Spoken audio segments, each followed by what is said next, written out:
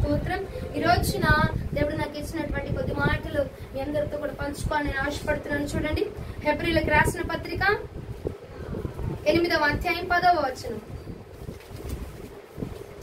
హెబ్రీలకు రాసిన పత్రిక 8వ అధ్యాయం 10వ వచనం.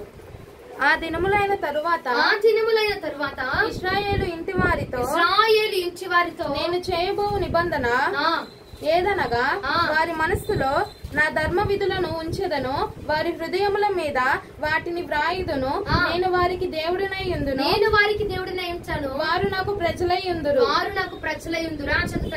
వారిలో ఎవడును ప్రభువును తెలుసుకొనుడని తన పట్టణస్థునికైనను తన సహోదరునికైనను ఉపదేశము చేయువాడు చిన్నలు మొదలుకొని పెద్దల వరకు అందరూ నన్ను తెలుసుకొందురు. నేను వారి దోషముల విషయమై దయగలిగి వారి పాపములను ఇకను ఎన్నడను జ్ఞాపకము చేసుకోనని ప్రభు సెలవిచ్చుచున్నాడు. హల్లెలూయా, హల్లెలూయా, హల్లెలూయా, హల్లెలూయా. ఒకసారి రెండు చేతులు పైకెత్తి హల్లెలూయా, హల్లెలూయా. స్తోత్రం. ఈ రోజున దేవుడు మాట్లాడుతున్నారు, ఆ దినములైన తరువాత ఇశ్రాయేలు వారితో నేను నిబంధన చేయబోతున్నాను.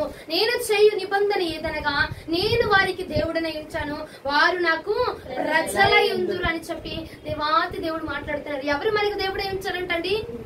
యెహోవా మనకి దేవుడై ఉంచారంట. మనము ఎవరి ప్రజలై ఉంటామంట? దేవుని ప్రజగా ఉంటామంట, దేవుని సంబంధికులుగా ఉంటామంట, ఆయనకు చెందిన వారముగా ఉంటామంట, అపవాదికి చెందిన వారముగా కాదు. ఆయన అది నిబంధన చేస్తున్నాడట. మామూలుగా ఏదో మాట చెప్పట్లేదు, నీతో ఒక నిబంధన ఏర్పాటు చేసుకుంటున్నాడు. కిందే నేనే నీకు దేవుడిని, నేనే నీకు భర్తని, నేనే నీకు శిరస్సునై ఉంటాను. నీవు నాకు ప్రజగా ఉంటావు, నువ్వు నా జనాంగముగా ఉంటావు, నీవు నా సొత్తుగా ఉంటావు అని దేవుడు మాట్లాడుతున్నారు. నిబంధన నేను ఇశ్రాయేలు జనాంగముతో నేను నిబంధన చేసుకుని ఉన్నాను. మామూలుగా ముఖస్థుతికి వెళ్ళి మాట్లాడి నేను రావట్లేదు, కానీ వారితో నేను నిబంధన చేసుకుని ఉన్నా. నేను వారికి దేవుడినై ఉన్నాను, నేను వారికి పైగా నియమించబడిన వాడిగా ఉన్నాను. వారు నా ప్రజలై, నేను ఏలేటువంటి నా జనాంగమై, నా మాట విని నా మాట ప్రకారముగా నడుచుకునేటువంటి ఒక జనాంగమై ఉన్నారు అని చెప్పి దేవుడు మాట్లాడుతున్నారండి. చూడండి, ఒక ప్రాంతానికి రాజుగా ఒక వ్యక్తి నిలబడి ఉంటే ఆ ప్రాంతం అంతా ఎవరి మాట వినాలండి? రాజు మాట వినాలా. రాజు అధికారం కింద ఉన్నారు కాబట్టి వారందరూ కూడా ఎవరి మాట ప్రకారం నడుచుకోవాలటండి? రాజు మాట ప్రకారంగా వారు నడుచుకోవాలా. రాజుగారు ఏం చెప్తే అది చేయాలా. రాజుగారు ఏ పంట వేయమంటే ఆ పంట వేయాలా, ఏ ఆధీనంలో ఉండమంటే ఆధీనంలో ఉండాలా, ఎలాగ వారిని నివాసం చేయమంటే అలాగ వారిని నివాసం చేయాలా. ఎందుకంటే వారు ఉన్నది రాజు యొక్క అధీనములో ఉన్నారు కాబట్టి.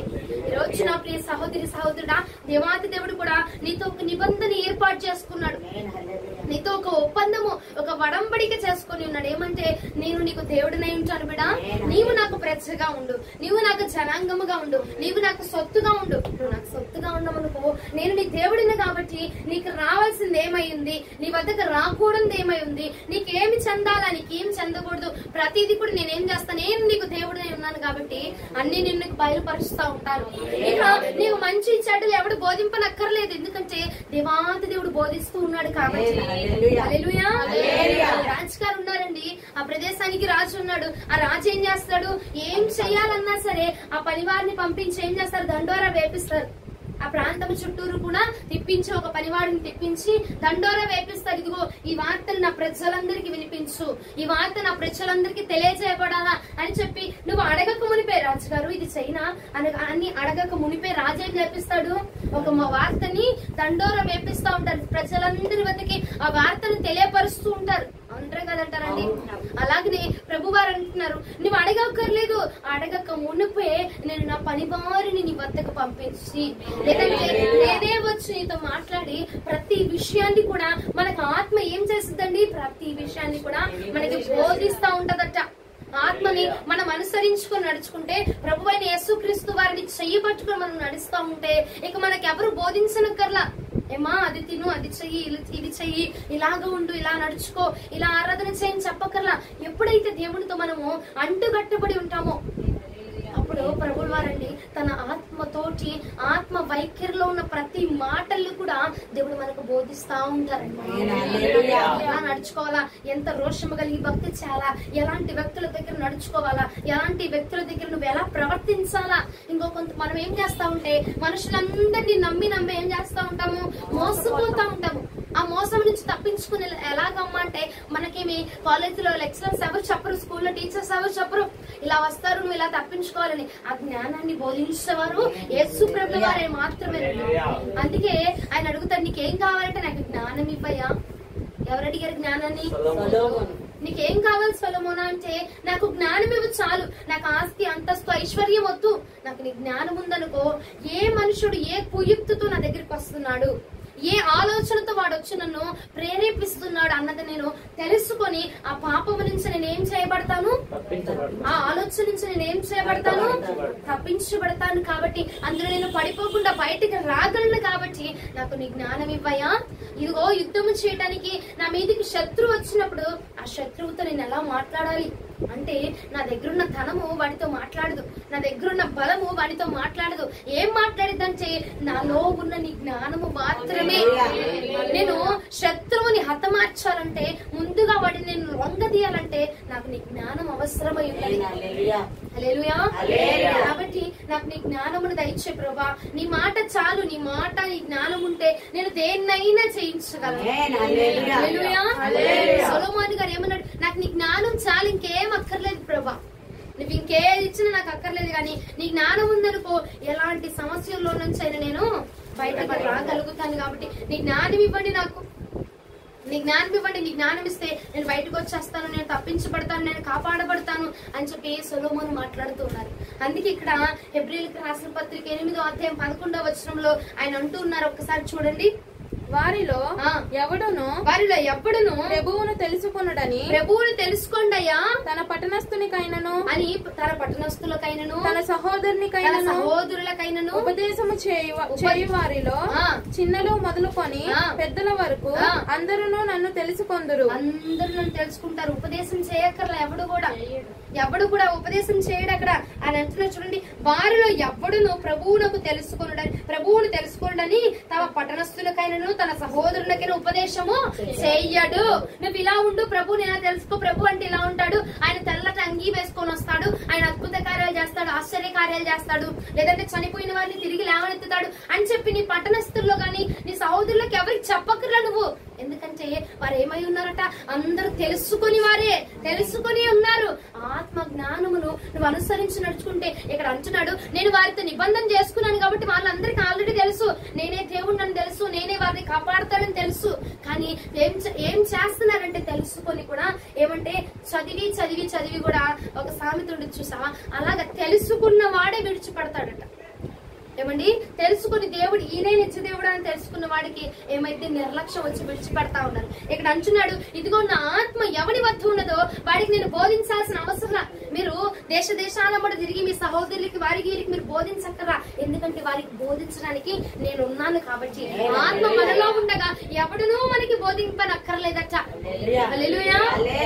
ఆత్మ మనలో నివాసం చేస్తుండగా ఎవరైనా వచ్చి ఇదిగో నువ్వు ఇలా మాట్లాడాలి, అలా చేయాలి, ఇలా ఉండాలా, ఇదిగో ఇలా భక్తి చేయాలా, నువ్వు ఇలా పరిశుద్ధంగా ఉండాలా, నువ్వు మందిరానికి ఇలాంటి బట్టలు వేసుకొని వెళ్ళాలా, ఇదిగో టైట్ ప్యాంట్లు జీన్స్ ప్యాంట్లు ఇలాంటి వేసుకెళ్ళకూడదు అని ఎప్పుడు నీకు బోధించక్కర్లా.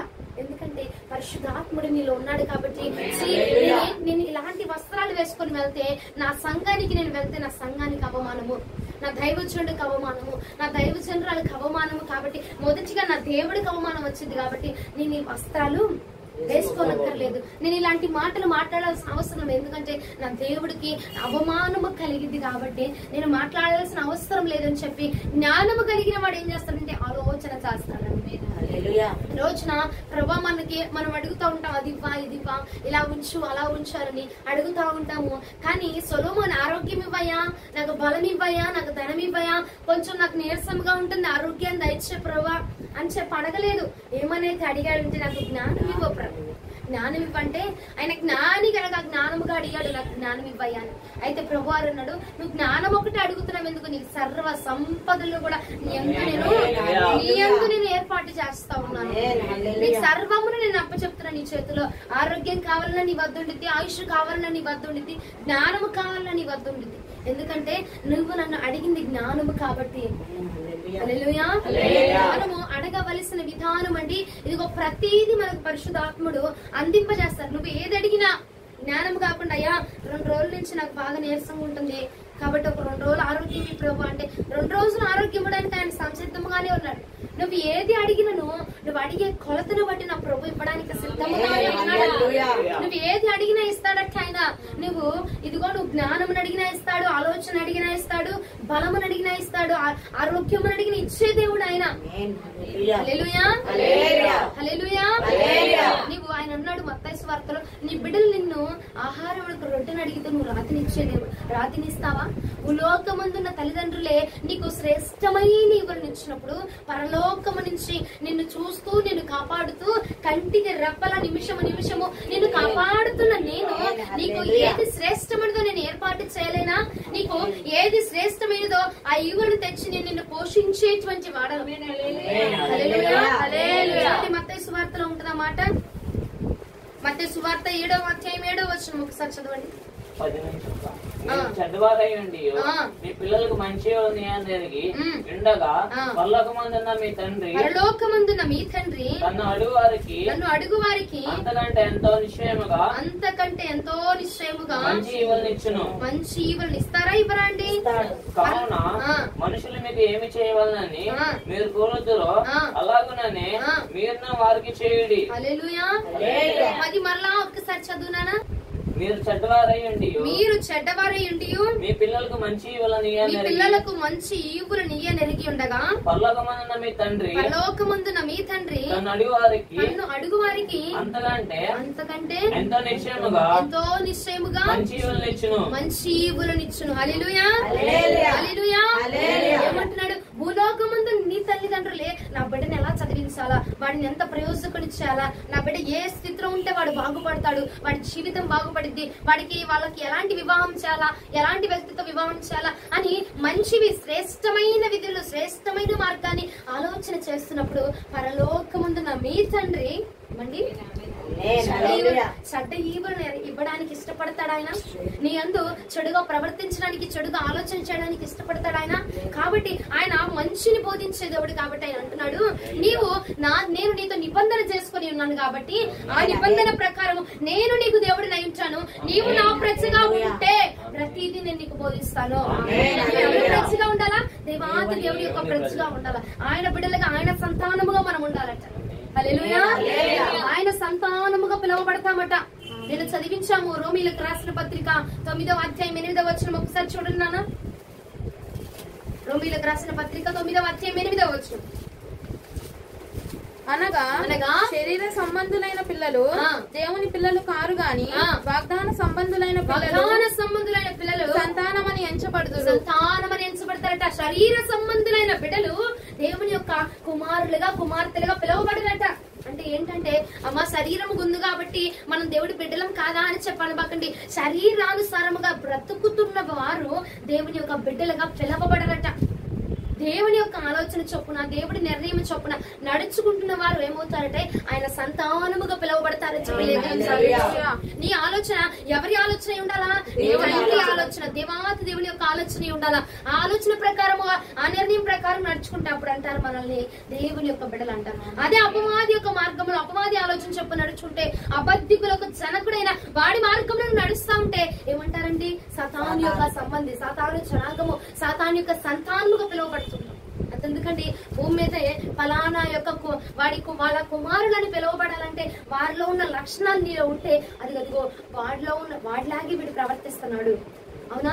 ఫలానా వాళ్ళలాగే ప్రవర్తిస్తున్నాడు అంటే వాడి కొడుకే వీడు, వాడి సంతానమే వీడు. అందుకే వాళ్ళలో ఉన్న లక్షణాలన్నీ ఈడుకు వచ్చేసి వచ్చాయి, వాళ్ళలో ఉన్న పోలికలన్నీ వీళ్ళకి వచ్చినాయి అని అంటారా అండి?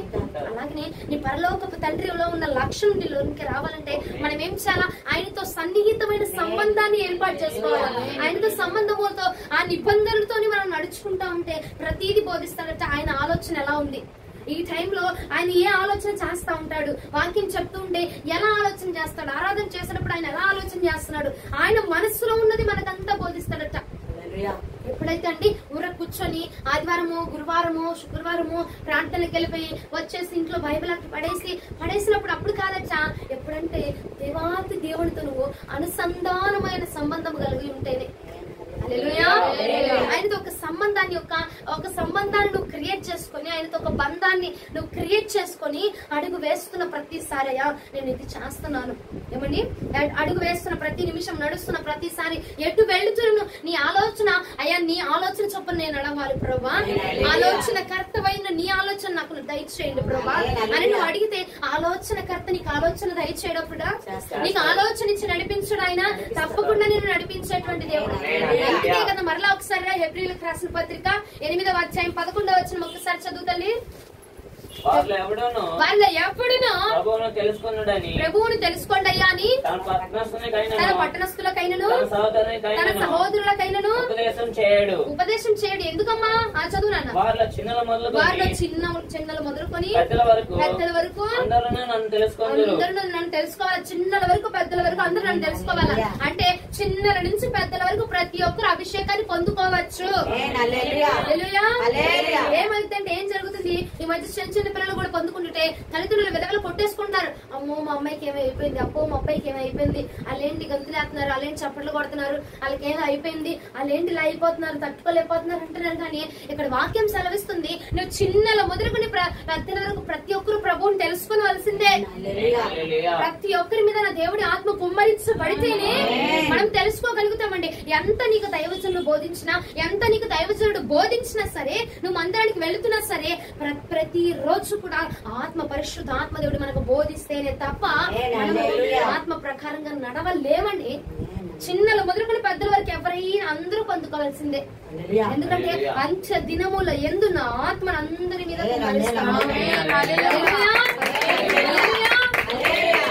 అంత్య దినములై ఉన్నాయి. ఏమండి ఇవి అంత్య దినములు. ఎంతో లోకం ఎంతో కృషించిపోతుంది. సేవకుల మీద, ఎక్కడున్న సేవకుల మీద ఎలాంటి దాడి జరుగుతుందో, సేవకులు మరణించిపోతున్నారు. కారణం లేకుండా సేవకుల్ని హతమార్చేస్తా ఉన్నారు. ఏమండి అంతము రాబోతున్నది. ఇదిగో దేవుడు దేన్నైనా సహిస్తాడు కానండి న్యాయముగా పరిచర్య చేస్తూ న్యాయముగా దేవుడి పనిలో ఉన్నటువంటి సేవకుల మీద దాడి జరిగితే అండి ఆయన ఊరుకునే దేవుడు కాదు. ఇప్పుడు చూడండి భూలోకమందున్న తల్లిదండ్రులు నువ్వెంత నష్టమైనా కలగజేయ వాళ్ళకి ఏం మాట్లాడరు. అదే నువ్వు వాళ్ళ బిడ్డ జోలికి వస్తే ఊరుకుంటారా? ఏమా నువ్వు ఉన్నావు, నీ బిడ్డ జోలికి వచ్చి నీ బిడ్డని చంపుతా ఉంటూ ఊరుకుంటావు? అలా చూస్తా చిత్రం చూస్తా కూర్చుంటావా?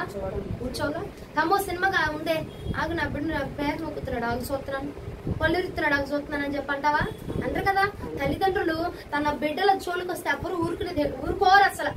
అలాగే నా పరలోకపు తండ్రి కూడా నీ జోలికి వస్తాయని ఊరుకునే దేవుడు కాదు. అక్కడ ఆయన నమ్ముకుని బిడ్డల జోలికి వస్తే ఆయన సహించువాడు కాదు. ఆలస్యం అవ్వచ్చు కానీ ఆయన పగ తీర్చుకొని వాడు. ఆయన పగ తీర్చుకోబోతున్నాడు. ఆయన ఉగ్రత నుంచి నువ్వు తప్పించబడాలంటే ఆయన ఆత్మను మనం ఖచ్చితంగా పొందుకోవాలి. ఆయన బిడ్డలుగా మనం పిలువబడితే ఆ ఉగ్రత నుంచి తప్పించబడతాం. ఆయన కోపం, ఆయన ఉగ్రత మన మీద వచ్చినప్పుడు వస్తుంది, రాకడలో వస్తుంది. ఆయన కోపంతో వస్తూ ఉన్నారు. అప్పుడు నువ్వేం చేయాలా? దేవుడి యొక్క బిడగా ఆయన ప్రజగా పిలువబడాలి. లేదని అపవాది జనాంగంగా మనం పిలువబడుతూ ఉన్నాం అనుకోండి, ఆయన ఉగ్రత వాడిని కాల్చిపోయి మనల్ని కూడా కాల్చిపెడతాడు. అవునా? ఆ ఉగ్రతలో మనం తప్పించుకున్నట్లుగా ఉండాలంటే ఆయన అన్నాడు నేను నా బిడ్డలతో ఒక నిబంధన చేసుకుని ఉన్నాను. ఏ నిబంధన? నేను వారికి దేవుడిగా ఉంటాను, వారు నాకు బిడ్డలుగా, ప్రజలుగా, సంతానముగా, విశ్వాసులుగా నా వారిగా ఉంటారు. ఆయన వారిగా ఉండాలంటే నేను ఏం చేయాలా? ప్రతి సమస్యలన్నింటిలో ప్రభు ఇన్వాల్వ్ అవ్వాలని నువ్వు అనుకున్నావు అనుకో, ఏం చేయాలా? ప్రతి విషయంలో ఆయన చెప్పినట్టు నడుచుకోవాలి. అవునండి? ఆయన చెప్పినట్టు మనం నడుచుకున్నాం అనుకో, ప్రతి విషయంలో నీ పట్ల ఆయన ఇన్వాల్వ్ అవుతా ఉంటాడు. ఏ విషయంలో అయినా సరే ఆయన జోక్యము చేసుకుని ఆయన మాట్లాడే దేవుడు అండి. కాబట్టి నువ్వు ఏ విషయం గురించి నువ్వు నీకు సమాధానం కావాలన్నా నువ్వు ఆయనతో ఒక్క సంబంధము కలిగి ఉండాలి, అన్యోన్యమైన సంబంధము కలిగి ఉండాలి. హల్లెలూయా. ప్రతి విషయం ముందు కూడా ఇది అంత్యకాలము కాబట్టి అండి ఆత్మను అందరము పొందుకోవాలా. ఆత్మ మాత్రమే మనకు వివేచన వరాన్ని ఇస్తా ఉంటాం. ఆత్మ మాత్రమే మనకు ప్రతిదీ బోధిస్తా ఉంటది. ఆ మాట ఉంటది చూడండి, అధ్యాయం 20-27 వచనం. అయితే మీరు పరిశుద్ధిని వలన అభిషేకం పొందిన వారు కనుక అభిషేకమును పొందిన వారు కాబట్టి సమస్తాన్ని మీరు ఎరుగుతారు. సమస్తాన్ని మీరు ఎరుగుతారు. అయితే ఆయన వలన మీరు పొందిన అభిషేకం మీలో నిలుచుచున్నది కాబట్టి ఎవరైనా మీకు బోధింపనక్కర్లేదు. ఎవరు నీకు బోధించాల్సిన అవసరం లేదు. ఎందుకంటే ఆయన ఇచ్చిన అభిషేకము సత్యమే గాని అబద్ధము కాదు. చాలు నాన్న, ఆయన ఎప్పుడు నీకు బోధించాల్సిన అవసరం లేదు. ఎందుకంటే ఆయన నీకు బోధించిన అభిషేకము, ఆయన నీలో నింపిన అభిషేకం ఉన్నది కాబట్టి, ఆయన ఆత్మ నీలో ఉన్నది కాబట్టి ఎవరైనా బోధించాల్సిన అవసరం ఉంది అని చెప్తున్నారు ఇక్కడ? లేదు. పాస్టర్ గారు బోధించాలని చెప్తున్నారా? పాస్టర్ గారు బోధించాలని బైబిల్ ఏమైనా ఉందా? ఎవరు బోధించనక్కర్లేదు. ఎందుకంటే అదిగో పరిశుద్ధుని వల్ల నువ్వు అభిషేకమును పొందుకొని ఉన్నావు కాబట్టి. అమ్మా, ఏది మంచిది, ఏది శ్రేష్టమైనది, ఏది విలువైనది, ఏ పని చేస్తే విలువ, ఏ పని చేస్తే ఘనమైనది? నువ్వు మందిరానికి రావడం మంచి పని శ్రేష్టమైనదా? లేదంటే నీ పనుల మీద నువ్వు తిరగడం అది శ్రేష్టమైనదా? లేదంటే ఇంట్లో కూర్చోవడం శ్రేష్టమైనదా? దేవుని మందిరాన్ని ఆశ్రయించడం శ్రేష్టమైనదా అన్నది మనకి ఎవరు బోధిస్తారట? పరిశుద్ధాత్మ దేవుడు మనకు బోధిస్తారట. ఏ పని చేస్తే విలువైందో, ఏది శ్రేష్టమైందో ప్రతిదీ కూడా పరిశుద్ధాత్మ దేవుడు మనకు బోధిస్తారట. 27వ వచనం చూడండి. అయితే ఆయన వల్ల మీరు పొందిన అభిషేకము మీలో నిలుచుచున్నది కనుక ఎవడన్నా మీకు బోధింపనక్కర్లేదు. ఎప్పుడు కూడా మీకు బోధింపనక్కర్లేదు. అక్కడ ఆయన ఇచ్చిన అభిషేకము సత్యమే గాని అబద్ధము కాదు. అది అన్నిటిని గురించి మీకు బోధించిన ప్రకారముగాను ఆయన మీకు బోధించిన ప్రకారం గాను ఆయనలో మీరు నిలుచుచున్నారు. కాబట్టి చిన్నపిల్లలారా, ఆయన ప్రత్యక్షమగునప్పుడు ఆయన రాకడయందు మనం ఆయన ఎదుట సిగ్గుపడక ధైర్యం కలిగి ఉన్నట్లు మీరు ఆయన యందు నిలిచేయండి. రాకడ సమయంలో నువ్వు సిగ్గునందకుండా ధైర్యముగా ఉండాలంటే నువ్వు ఎవరితో అన్యోన్య సహవాసము కలిగి ఉండాలండి? దేవాది దేవుడితో నువ్వు అన్యోన్యమైన సహవాసము కలిగి ఉంటే మాత్రమే అప్పుడు మనము ఆత్మ మనకి ప్రతిదీ బోధించింది. ఏమండి, ఇదిగో రాకడ పలానా సమయంలో రాబోతుంది, నువ్వు ఇలా సిద్ధపడు, ఇలాంటి భక్తి, ఇలాంటి వస్త్రాలు కట్టుకో, ఇగో ఈ యొక్క చెడు క్రియలు నీలో ఉన్నాయి, వీటిని విడిచిపెట్టు అని చెప్పి ప్రతి నిమిషం అన్నింటినీ కూడా పరిశుద్ధాత్మదేవుడు నీకు బోధిస్తాడట. అప్పుడు రాకడలో ప్రభు మన దగ్గరికి మనల్ని ఎదుర్కోవడానికి వచ్చుచున్నప్పుడు మనం ఏం చేద్దామని బైబిల్ చెప్తుంది? సిగ్గునొందము, ధైర్యము కాదు. ధైర్యం పట్టుకొని జరగండి, ధైర్యము కాదు, సిగ్గునొందరట. ఎప్పుడు సిగ్గునొందకుండా ఉంటామంటే దేవుడితోటి మనం అన్యోన్యమైన సహవాసం చేసినప్పుడు. ఆ సహవాసము ప్రతిదీ మనకు బయలుపరుస్తూ ఉంటది. ఇలా చెయ్యి, అలా చెయ్యి, ఇదిగో రాకడ రాబోతుంది కాబట్టి నువ్వు సిద్ధపడు, నీ దీపాన్ని నువ్వు వెలిగించుకో, నీ యొక్క దీపమును నీ బుడ్డలో ఇదిగో నిండుగా నూనెను ఉంచుకో, అభిషేకమును ఉంచుకో, ఆత్మను ఉంచుకో, ఆత్మానుసారముగా బ్రతుకని ప్రతిదీ నీకు బయలుపరుస్తూ ఉంటదటండి. అప్పుడు మనము సిగ్గునందకుండా ఆత్మతోటి ఇదిగో పరిశుద్ధ ఆత్మ దేవుడితో ధైర్యముగా మనం కొనుక్కోబడుతున్న దినము రాబోతున్నది. నువ్వు రాకడలో ధైర్యముగా నిలవబడాలంటే ఈ రోజున నీ సహవాసము ప్రభుల వారై ఉండాలా. ఆయనతో సహవాసము నిబంధన చేసుకున్నాడంట. మరి ఈ రోజున మనం ఏ మనుషులతో నిబంధన చేసుకుంటున్నాం ఒకసారి ఆలోచన చేయండి. ఏ వస్తువులతో నిబంధన చేసుకుంటున్నాం ఆలోచన చేయండి. ఏ యొక్క వ్యక్తితో నిబంధన చేసుకుంటున్నాం, నువ్వు లేకపోతే నేను బ్రతకలేను అని. ఏమండి, నీ మాట నేను వింటాను అని ఆయన అన్నాడు. నేను దేవుడుగా ఉన్నాను కాబట్టి నువ్వు ఎవరి మాట వినాలా? దేవుడి మాట వినాలా. ప్రతిదీ నువ్వు ఎవరిని అడగాలా? దేవుడిని అడగాల. నీకు భర్తగా నువ్వు ఒక వ్యక్తిని వివాహం చేసుకున్నావు అండి, ఆయన నీకు భర్త అయ్యాడు. భర్త అయ్యేప్పుడు నీకు అవసరతలు అన్నింటిని ఎవరిని అడుగుతావు? నీ భర్తని అడుగుతారు కానీ పక్కింటి ఆయన వెళ్ళి నాకు అది కావాలని అడుగుతారా? అడగరు కదా. ఎవరినైతే నువ్వు నీ వారిగా ఎంచుకున్నావో వారిని మాత్రమే అడుగుతావు, నీ భర్తని మాత్రమే అడుగుతావు ప్రతిదీ.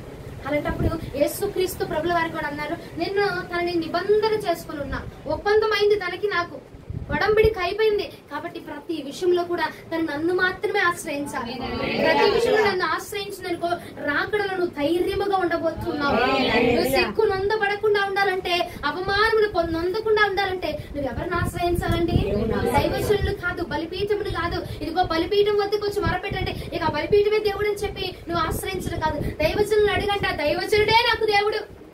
కొన్ని చోట్ల ఇదే జరుగుతుందండి. దైవజనుడే దేవుడు. దైవజనుడు కూర్చోమంటే కూర్చోని, లెగమంటే లెగు, నడవమంటే నడువు, పరిగెత్తమంటే పరిగెత్తు. దైవజనుడు కాదు నీకు దేవుడు. నీవు దైవజనుడిని పట్టుకుని నువ్వు నడిస్తే రాకడలు నువ్వు ధైర్యముగా ఉండలేవు. ఆయన అన్నాడు, నా ఆత్మ ప్రకారముగా నువ్వు నడిస్తే నువ్వు రాకడలో ధైర్యముగా ఉండబోతున్నావు. అపవాది వద్ద నీ తల లేవనెత్తబడింది గాని నువ్వు దించబడవు. నీ అభిషేకమును, నీ ఆత్మను, నీ ప్రార్థన వైఖరిని, నీ ప్రార్థన జీవితాన్ని చూసి అపవాది సిగ్గునొందుతాడు. అప్పుడు వాడు సిగ్గునొందుతాడు గాని నీవు అవమానించబడవు, నువ్వు సిగ్గునొందవు.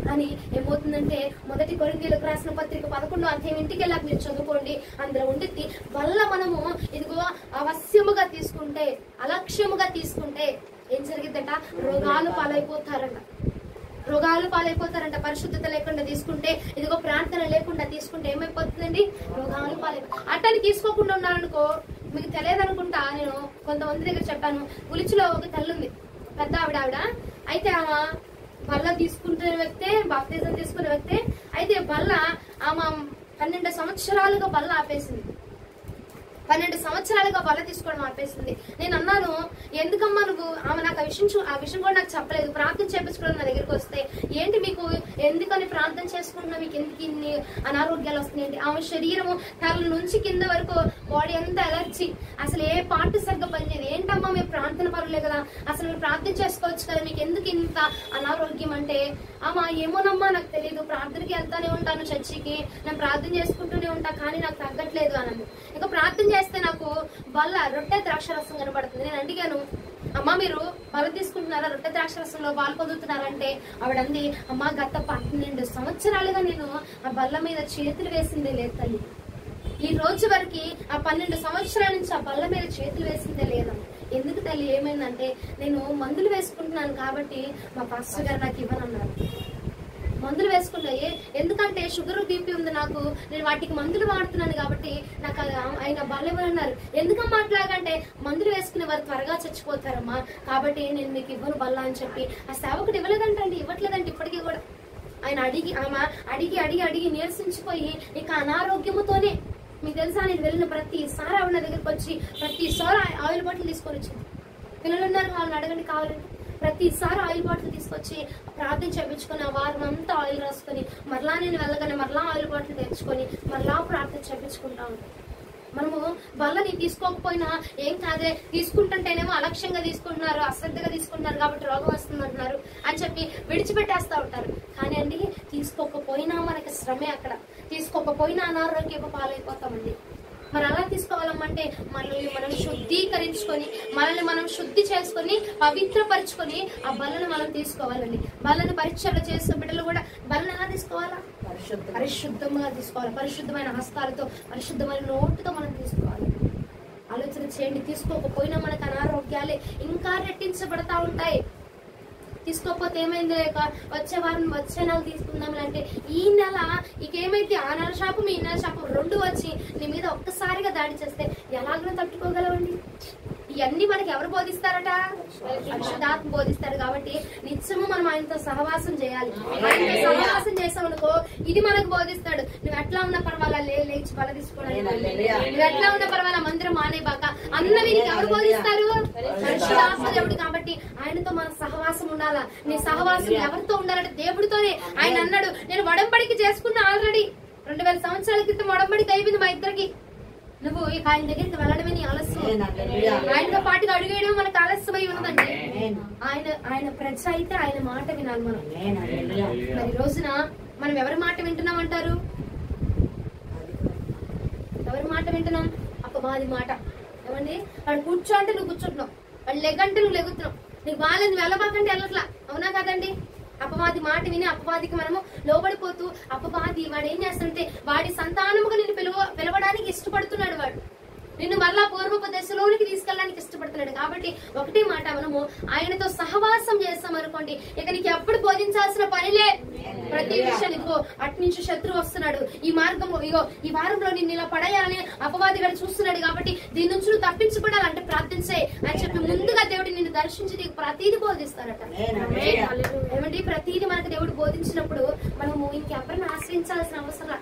ఏమా దీని గురించి ప్రార్థన చేయి, ఏయా దీని గురించి ప్రార్థన చేయి అని ఎవరు వెంబడి తిరగాసరా. దేవుడే అన్నాడు, నేను బోధించాను కదా, ఎవడు నీకు బోధించినక్కర్లా. ఆత్మతోటి నీకు సంబంధం ఉంటే ఇక మరొకడు ఎవడు నీకు బోధించాల్సిన అవసరంలా. హల్లెలూయా, హల్లెలూయా. ఒకసారి హెబ్రీయులకు రాసిన పత్రిక రండి, ఒకసారి 8వ అధ్యాయం 10వ వచనం చదువునానా. ఆ దినంలో అయిన తర్వాత ఇశ్రాయేలు ఇంటి వారితో నేను చేయబో నిబంధన ఏదనగా, వారి మనసులో నా ధర్మవేదలను ఉంచదను, వారి హృదయముల మీద వాటిని రాయదును, నేను వారికి దేవుడినయించాను, వారు నాకు ప్రజలయ్యుందురు.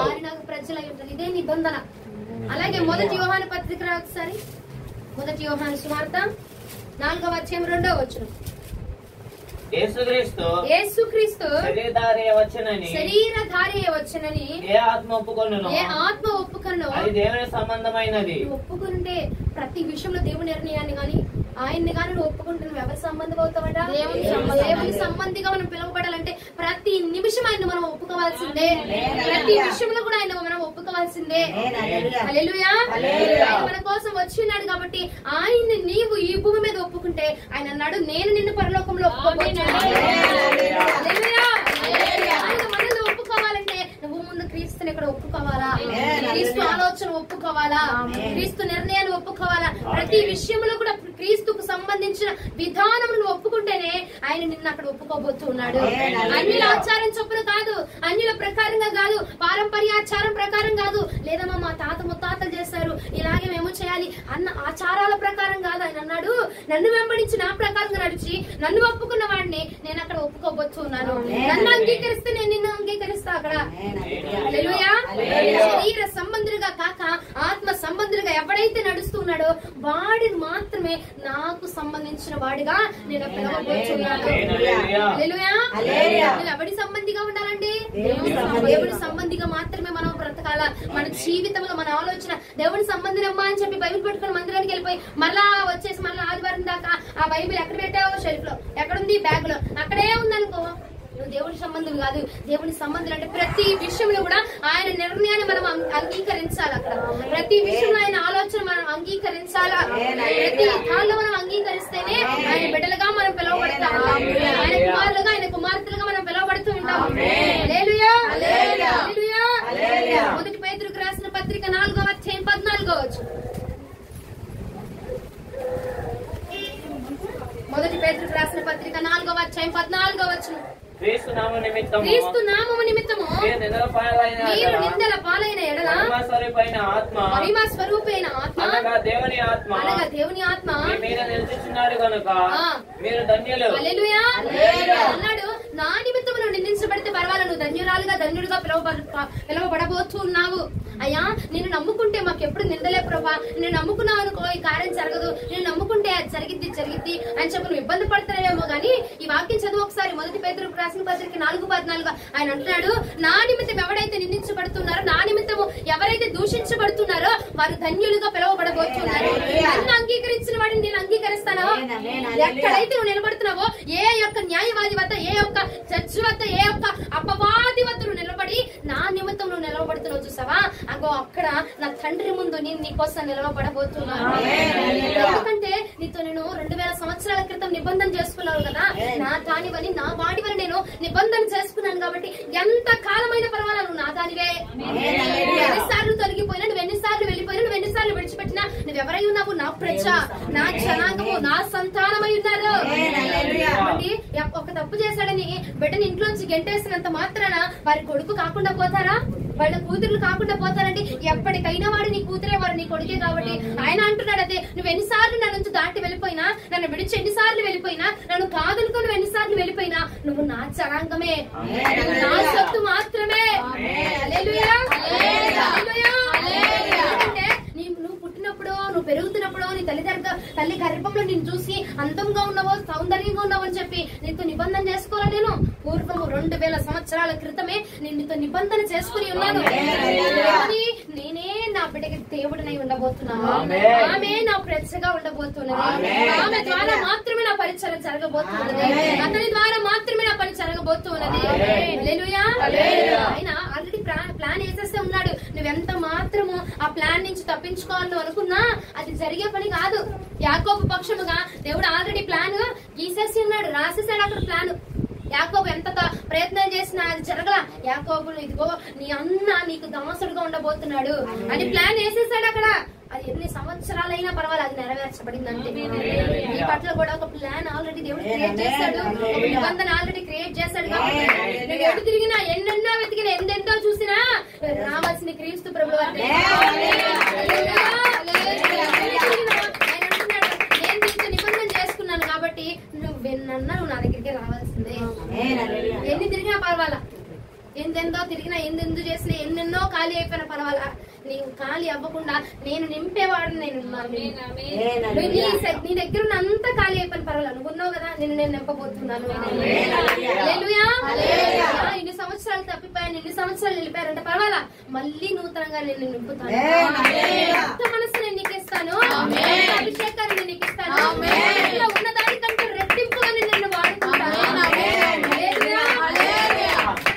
ఎవడండి దేవుడి చిత్తాల నుంచి నేను దూరం చేసేది? ఎవడక్కడ? ఆయన అంటాడు నిబంధన ఏర్పాటు అయిపోయింది అక్కడ. ఆ నిబంధన నుంచి ఎప్పుడు దాటింపలేడు, ఎప్పుడు తీసిపోయాడు. అక్కడ ఎన్ని సంవత్సరాలు గతించినా పర్వాలా, కాలం గతించినా గానీ నిబంధన ఆల్రెడీ ప్రిపేర్ అయిపోయింది. అక్కడ మాట ఆల్రెడీ క్రియేట్ చేసేసాడు అక్కడ దేవుడు. కాబట్టి అన్ని మధ్యలో నిన్ను వచ్చిన ఆ మాట నుంచి, ఆ చిత్తా నుంచి నువ్వు నిన్ను ఎప్పుడు దాటించలేడు. అంతే.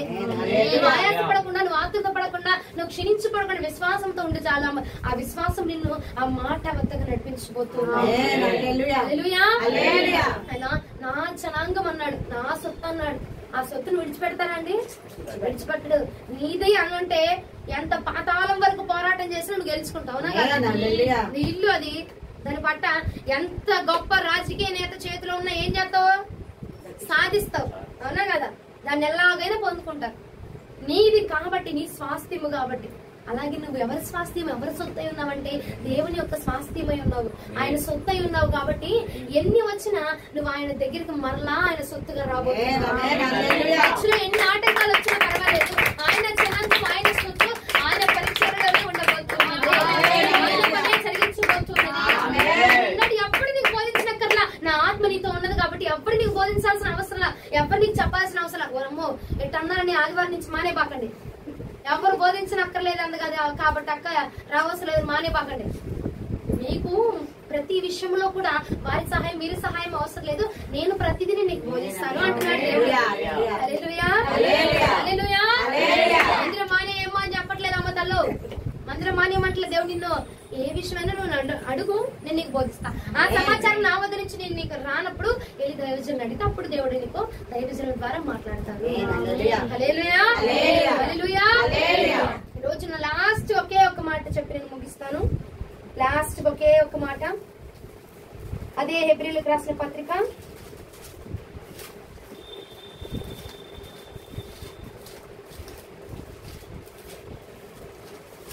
8వ అధ్యాయం 10-11.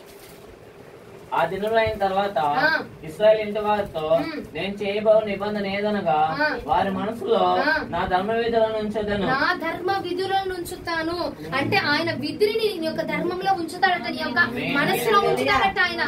హల్లెలూయా. ఏం చేయాలా, ఏం చేయకూడదు, ఏం తినాలి, ఏం తినకూడదు, ఎవరితో మాట్లాడాలి, ఎవరితో మాట్లాడకూడదు, ప్రతిదీ ఆయన ఆజ్ఞ, ఆయన విధమును నీ యొక్క మనసులో ఉంచి ఆ ఆజ్ఞ ప్రకారం నడిపిస్తాడట. ఇంకా వారి హృదయముల మీద వాటిని రాస్తాడట. ఏం చేయాలా, ఉన్నాను నువ్వేం చేయాలా, ఏం చేయకూడదా, ప్రతిది కూడా నీ హృదయం మీద రాసి దాని ప్రకారంగా నడిపిస్తాడట. హల్లెలూయా. నీ హృదయం మీద ఆల్రెడీ ప్రిపేర్డ్ గా రాస్తాడు ఆయన. ఆ రాసిన దాన్ని ఎట్టగైనా నేను జరిగిస్తాను. ఎందుకంటే అది నా నిబంధన, జరగాల్సిందే. నేను నీ ద్వారా ఒక ప్లాన్ రాసాను చూసావు, అది ఎట్టయినా జరగాల్సిందే. హల్లెలూయా. చదువునా, నేను వారికి దేవుడనై ఉందును, నేను వారికి దేవుడనై ఉంటాను, వారు నాకు ప్రజలై ఉంటారు. వారిలో ఎవ్వరు కూడా ప్రభువును తెలుసుకున్నాడని, ప్రభువును తెలుసుకోండియా, తన పట్టణస్థునికైనను తన పట్టణస్థులకైనను తన సహోదరునికైనను ఉపదేశం చేయడు. ఎందుకంటే ఆల్రెడీ నా ఆత్మ వారిలో ఉన్నది కాబట్టి, నా ఆత్మ వారికి బోధించింది కాబట్టి ఎప్పటికి వాళ్ళకి ఎవరు బోధించక్కర్లా. వాడు తొట్టిల్లిపోయినా మరలా తిరిగి వస్తాడు. హల్లెలూయా. వాడు తప్పిపోయినా మరలా తిరిగి వస్తాడు. నా సొంతము, నా స్వాస్థ్యమైన. హల్లెలూయా. రోజు నీకు గుర్తు చేస్తున్న మాట ఒకటే, నీవు దేవుని జనమై ఉన్నావు, దేవుని ప్రజ ఉన్నావు, దేవుని ప్రజగా మనం ఉన్నాము. హల్లెలూయా. కాబట్టి ఇక నుంచి అయినా దేవుడు నీ మనసులో ఏ విధిని, ఏ క్రమాన్ని, ఏ యొక్క ఆలోచనని, ఏ దర్శనాన్ని పెట్టాడో ఆ దర్శనము వైపుగా నువ్వు అడుగులు వేస్తే ఆయన ప్రజగా, ఆయన సంబంధిగా, ఆయన జనాంగముగా మనం పిలువబడబోతున్నాం. ఆయన ఒకటే, నువ్వు ఇక్కడ నన్ను ఒప్పుకొని యాక్సెప్ట్ చేస్తే, నా విధి నువ్వు యాక్సెప్ట్ చేసావు అనుకో, అక్కడ నేను నిన్ను యాక్సెప్ట్ చేయబోతున్నాను. నన్ను అంగీకరిస్తే నేను అక్కడ నిన్ను అంగీకరిస్తాను. హల్లెలూయా. దేవుడి వాక్యం మన వినికిడిలో దీవించును గాక, వాక్యానుసారంగా మనం నడుచుకుందాముగా. ప్రార్థిస్తాం.